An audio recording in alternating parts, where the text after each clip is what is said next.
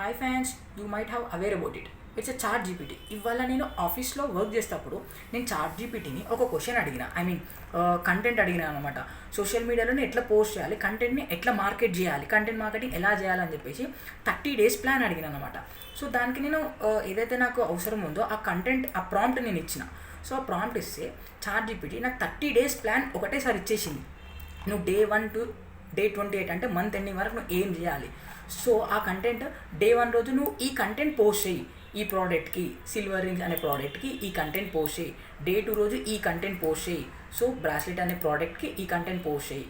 Day 3 రోజు ఈ content post చేయి, నెక్లెస్కి ఒక కంటెంట్ పోస్ట్ చేయి.